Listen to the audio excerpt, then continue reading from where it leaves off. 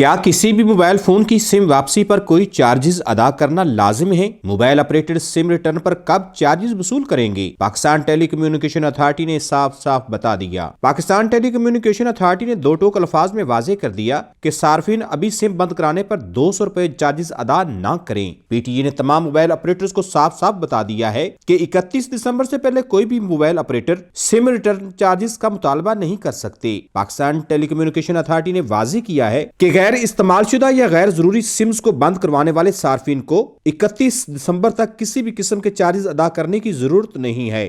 Pakistan telecommunication authority की जानिब से ये ऐलान सोशल मीडिया पर तेजी के साथ वायरल हो रहा है कि अगर कोई मोबाइल ऑपरेटर कंपनी किसी सार्फ से पैसों का तकाजा करे तो सार्फिन हेल्पलाइन अथॉरिटी के वेब पोर्टल या मोबाइल एप्लीकेशन के जरिए पीटीए में शिकायत दर्ज करा सकते हैं। तमाम मोबाइल फोन सार्फिन को 11 नवंबर को पीटीए की जानिब से क्लियर पैगाम दिया गया था कि वो शहरी जो अपनी सिम कार्ड बंद करवाने का इरादा रखते हैं उन्हें अगले साल से फी सिम 200 रुपए चार्जेस देने होंगे। अब ये मोबाइल फोन सार्फिन पर मुनस्सर है कि वो मोबाइल ऑपरेटर्स को अपनी जमाशुदा रकम देते हैं या पीटीए की तरफ से मुकर्रर डेडलाइन से फायदा उठाते हैं।